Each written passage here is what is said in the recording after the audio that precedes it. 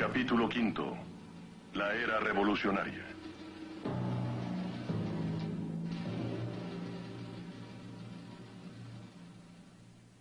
Nos encontramos en la antigua Suprema Corte de Suiza en Lausana.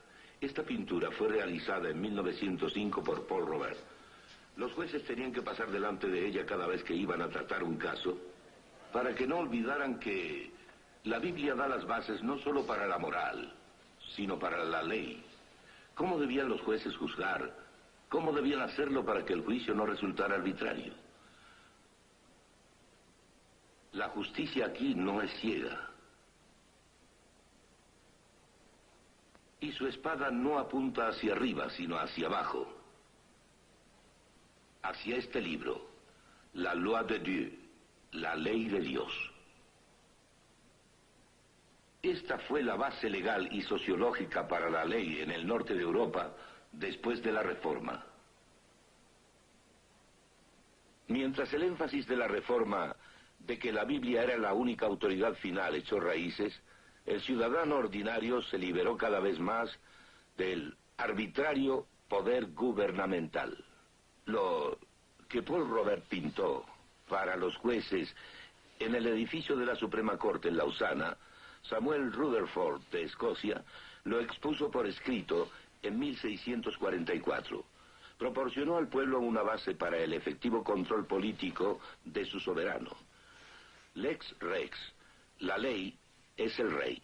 La libertad sin caos, porque existe forma, o dicho de otra manera, un concepto de ley, en lugar del arbitrario gobierno del hombre, porque la Biblia estaba ahí, como la autoridad final, como la base.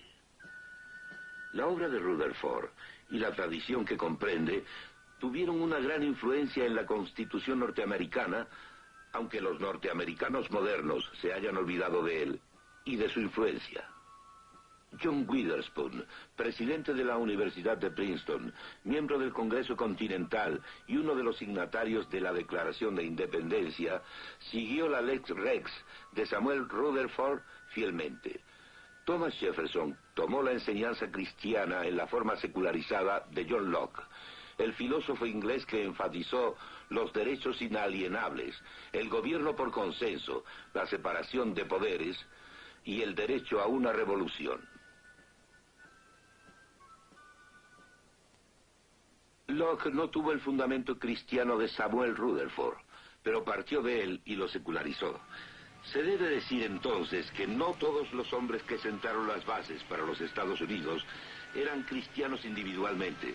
Por ejemplo, Thomas Jefferson. Sin embargo, vivió dentro del círculo de lo que el consenso cristiano trae consigo. Muchos de los hombres que formularon la Constitución de los Estados Unidos no eran individualmente cristianos, pero lo que fomentaron descansaba en la Reforma a través de la tradición de la Lex Rex. Basándose en la Biblia como la única autoridad final, es posible para una sociedad y un gobierno conocer la forma y la libertad hasta donde dicha sociedad deje que la Biblia y su enseñanza lleguen a sus conclusiones naturales. Este es el muro de la Reforma en Ginebra, un monumento a los líderes de la misma. La Reforma en Europa del Norte dio también un fuerte ímpetu hacia el sistema de restricciones y contrapesos en el gobierno. El hombre de la Reforma enfatizó fuertemente la caída del hombre, ya que se rebelaba en contra de Dios. Su posición no era nada romántica. Pensaba que cada hombre era pecador, así que debían existir restricciones y contrapesos, especialmente para los hombres en el poder.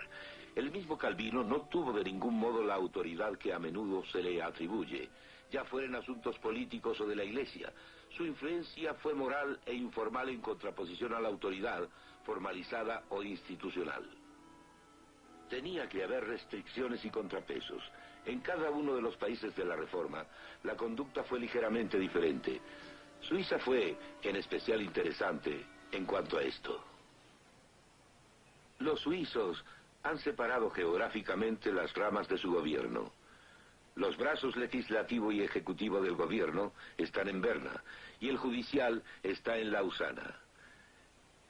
En Gran Bretaña existen las restricciones y contrapesos del rey, las dos cámaras del Parlamento y las Cortes. En los Estados Unidos la disposición es ligeramente distinta, pero el mismo principio básico. La Casa Blanca es la administración ejecutiva. El Congreso, mediante dos partes balanceadas, cubre la legislativa.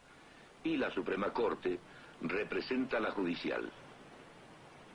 En los países de la Reforma se dio una solución al problema de forma o caos en la sociedad.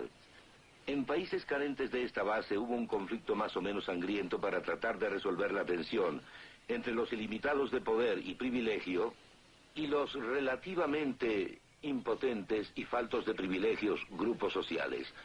La Reforma no fue perfecta, no fue una edad de oro, pero en los países de la Reforma la situación fue abrumadoramente mejor. Y en el área de relaciones sociales, estos países siguen contando a la fecha todavía con ese capital. El filósofo francés Voltaire, el conocido padre de la Ilustración, y en cuyo castillo nos encontramos, escribió estas palabras después de sus años de exilio en Inglaterra. Los ingleses son el único pueblo sobre la tierra que ha sido capaz de prescribir los límites del poder de los reyes al oponérseles, y que mediante una serie de luchas ha establecido al fin ese sabio gobierno en el que el príncipe es todopoderoso para hacer el bien y al mismo tiempo se le impide obrar mal. Y el pueblo puede participar en el gobierno sin ninguna confusión. Como pueden ver, en el área de la reforma política, los resultados de la reforma son muy impresionantes. Los británicos han sido capaces de controlar a la monarquía dentro de límites legales definidos y de hacerlo deliberadamente. Los historiadores llaman a esto la Revolución Gloriosa de 1688. Durante su exilio en Inglaterra, Voltaire se impresionó fuertemente con la Revolución Gloriosa inglesa de 1688. Cuando la Revolución Francesa trató de establecer las condiciones inglesas, pero sin las bases de la Reforma, las cuales dieron libertad sin caos, empleando la base de la Ilustración humanista de Voltaire, el resultado fue un baño de sangre y un rápido derrumbe del autoritario poder de Napoleón. La Asamblea Nacional de Francia juró establecer una constitución en junio de 1789.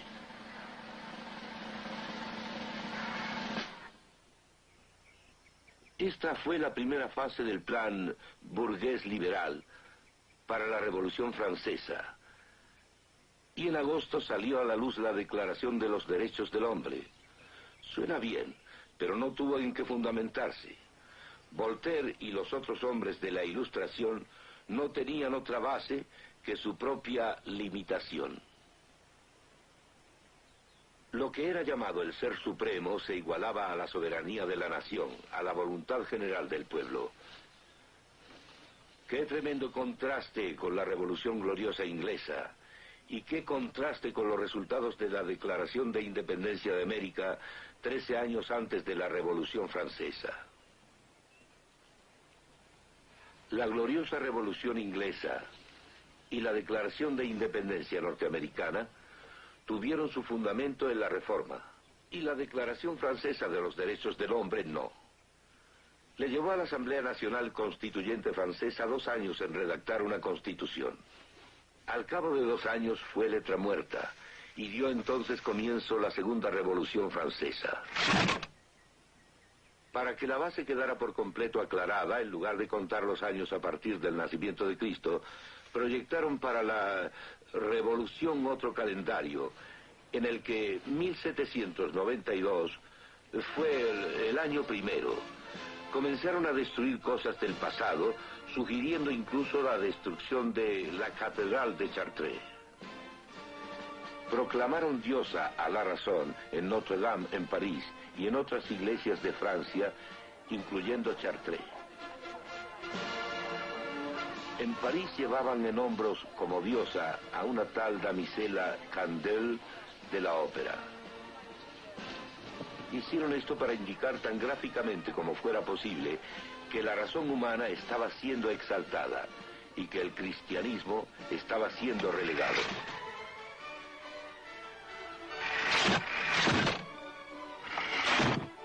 Antes de que todo terminara, 40.000 personas, muchas de ellas campesinos, fueron ejecutadas por el gobierno y sus agentes. Robespierre, el líder revolucionario, fue asimismo ejecutado. Estos resultados no fueron externos, fueron los productos de la base humanista de la Ilustración. El hombre de la Ilustración pensaba que tanto el hombre como la sociedad eran perfectibles y se aferraron a esto incluso en medio del terror.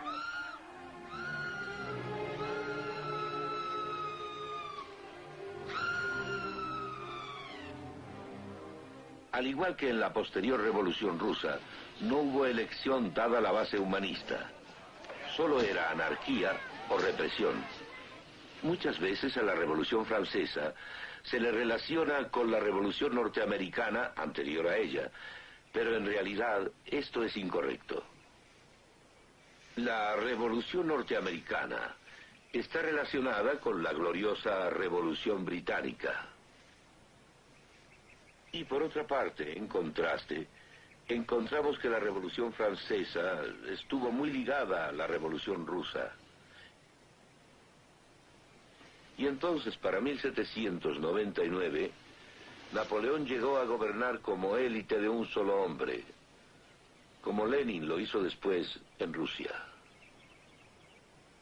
Admitiendo así las influencias locales, parecería que la mayoría de los cambios revolucionarios acontecidos en el sur de Europa se produjeron al copiar esos cambios que la Reforma produjo en el área de la libertad en el norte de Europa, aunque los distorsionaron en algunas partes.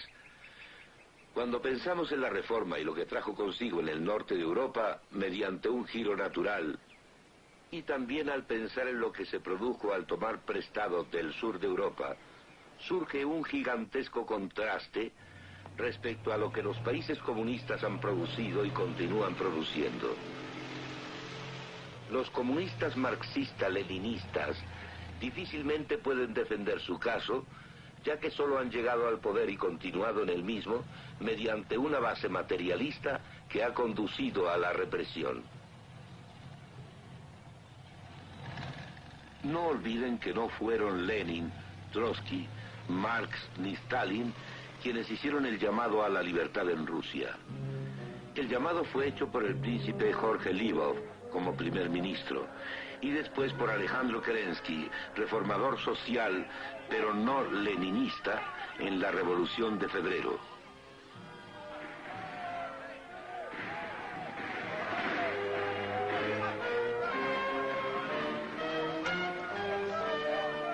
Lenin, Trotsky y Stalin se apoderaron de esta revolución hecha por otros en octubre de 1917 y establecieron un régimen de represión desde el principio. Los bolcheviques leninistas eran solo un pequeño porcentaje del pueblo ruso y constituían apenas la cuarta parte de la Asamblea Constituyente. Pero cuando esta asamblea, que había sido apenas elegida en noviembre, se reunió por primera vez en enero del año siguiente, 1918, los bolcheviques la disolvieron por la fuerza. La elección de la Asamblea Constituyente fue la primera y última elección libre en Rusia. La represión entró de lleno no solo en la vida y la libertad políticas, sino en todos los ámbitos de la vida. Lo que entonces se llamó la dictadura temporal para el proletariado ha probado ser en realidad la dictadura permanente de una pequeña élite.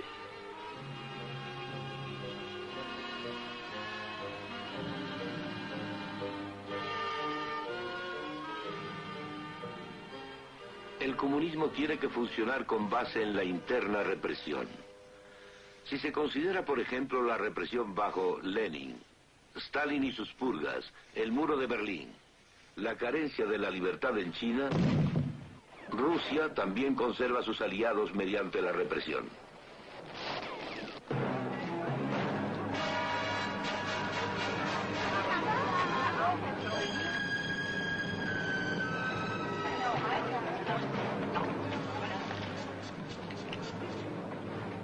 En Checoslovaquia la represión no terminó con los tanques.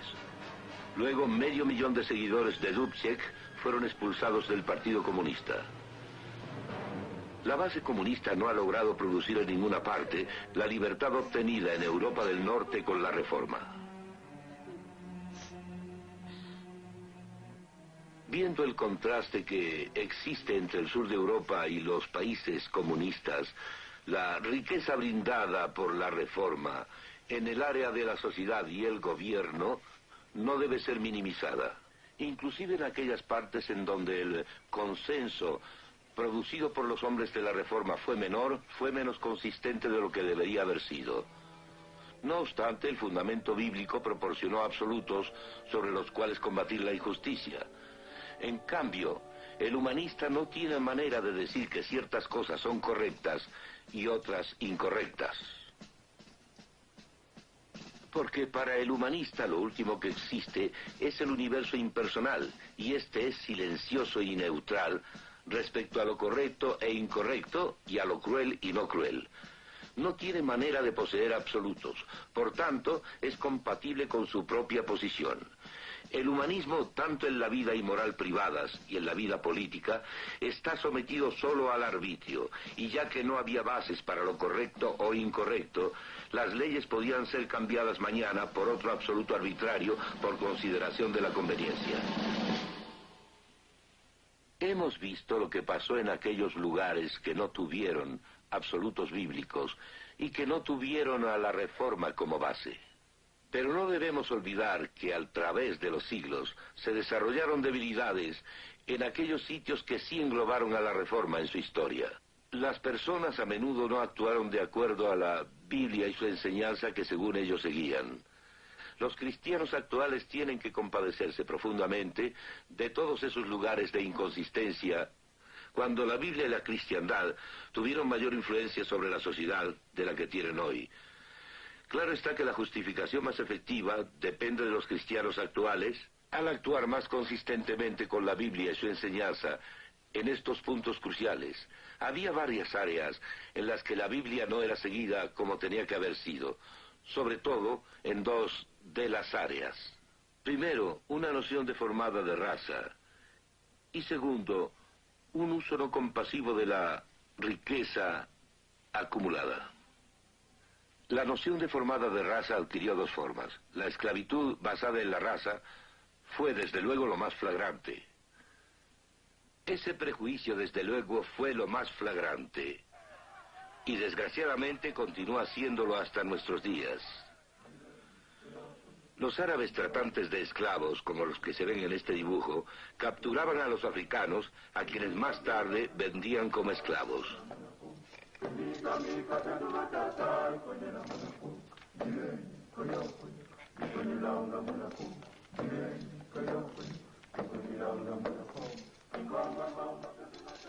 Muchos ingleses, europeos y americanos se entregaron a la arbitraria ficción de que el hombre negro no era una persona y podía, por tanto, ser tratado como cosa.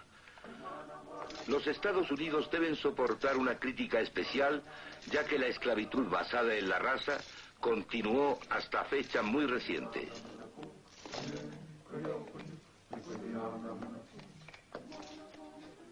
No podemos pasar por alto las condiciones que existieron en esos barcos de esclavos, en los que miles murieron cruzando los mares, ni tampoco el trato que esos esclavos recibían a menudo.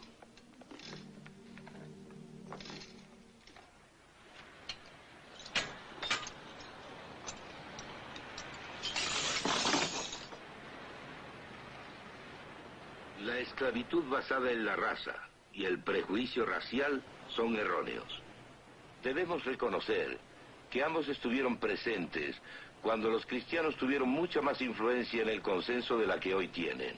La Iglesia como tal no abogó lo suficiente. El comienzo de la era industrial lo constituyó el control de la potencia del agua en nuevas formas. Después del agua, se controló el vapor.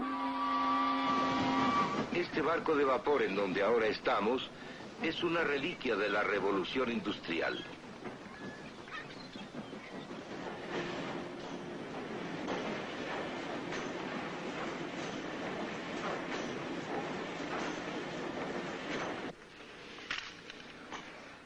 Esta era perteneció a los inventores y a los ingenieros. La industrialización produjo un flujo continuo de mejores cosas. Por ejemplo, mejor cerámica para la mesa del labrador y una constante corriente de más bienes para todos. Si la industrialización hubiese sido acompañada por un uso compasivo de la riqueza acumulada y un énfasis en la dignidad de cada hombre individual, ambas ideas enfatizadas en el Antiguo y en el Nuevo Testamento, la revolución industrial hubiera sido sin duda para bien. Desafortunadamente, no se habló a menudo sobre estos dos puntos cruciales. Hubo actos de caridad individual, ayuda a los pobres, pero la Iglesia simplemente guardaba silencio respecto al mandato de la Biblia del uso compasivo de la riqueza, tanto en Inglaterra como en otros países.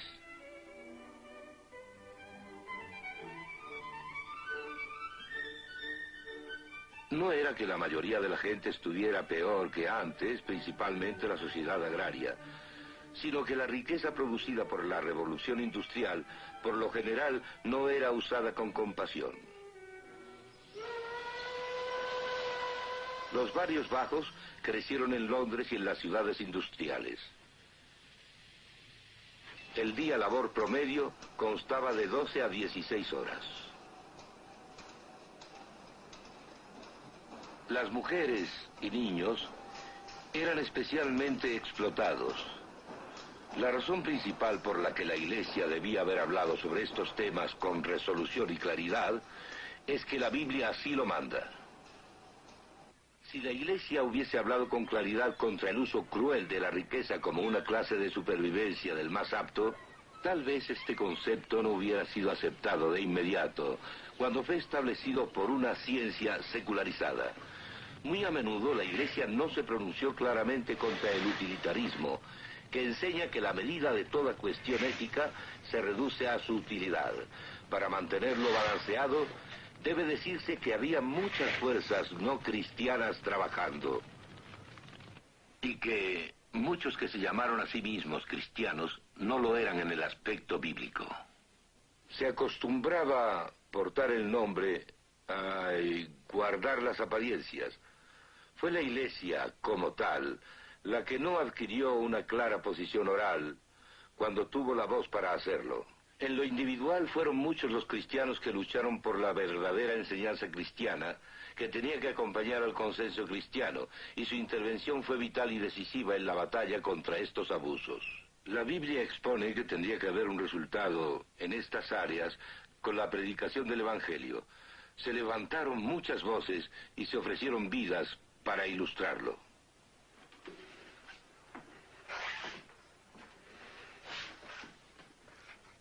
John Wesley se pronunció con fuerza contra la esclavitud, incluyendo la esclavitud en los Estados Unidos. John Newton era un tratante de esclavos y se convirtió en cristiano, dejando el tráfico, y se rebeló contra él. Thomas Clarkson se pronunció en contra de la esclavitud, y William Wilberforce, siguiendo el ejemplo de Clarkson, siguió luchando en contra de la esclavitud y por el reconocimiento básico de la humanidad del hombre negro, según Dios. Wilberforce, el cristiano, y en verdad un buen cristiano, fue la abrumadora y extraordinaria voz en Inglaterra contra el tráfico de esclavos. El tráfico de esclavos se prohibió en Inglaterra en 1807, y cuando Wilberforce yacía agonizante en 1833, la esclavitud misma fue abolida en Inglaterra. Desearía que hubiese habido alguien en los Estados Unidos tan congruente con los principios cristianos ya en el año de 1833 y con tanto ascendente como Wilberforce. Un hombre que hubiese podido lograr el mismo resultado en los Estados Unidos. En Gran Bretaña, John Howard, amigo de John Wesley, trabajó sin descanso por una reforma en las prisiones. Elizabeth Fry, una cuáquera, mostró una profunda y práctica compasión por los prisioneros de la cárcel de Newgate. Lord Shaftesbury, como cristiano, luchó una y otra vez en contra de la explotación de los niños en las fábricas. Las prédicas de George Whitefield y John Wesley revivieron el cristianismo bíblico en Gran Bretaña. Esto tuvo un gran impacto en las bases que inspiraron la educación política y la reforma económica. Cabe decir que es de considerarse que, sin esta influencia, Inglaterra no hubiera podido escapar de su versión de la Revolución Francesa. La reforma no proporcionó la perfección, pero gradualmente y en base a su retorno a la Biblia y su enseñanza, sí se produjo un único mejoramiento, una vasta y tremenda libertad en una sociedad sin caos. Los absolutos bíblicos proporcionaron una base para el consenso de valores, y dentro de esto podía haber esta tremenda libertad sin que estas libertades condujeran al caos. La enseñanza bíblica mostró que había algo por lo que la sociedad y el Estado podían ser juzgados, a saber, los absolutos bíblicos. El hombrecillo, el ciudadano ordinario, con una Biblia en sus manos podía levantarse y decir que la mayoría estaba equivocada. Así, en el grado en el que las enseñanzas bíblicas se practicaron, el despotismo del voto del 51%, el despotismo de un individuo o el despotismo de un grupo podía ser controlado. La base por la que puede haber esta tremenda libertad sin caos es el hecho de que la Biblia brinda una base para la ley.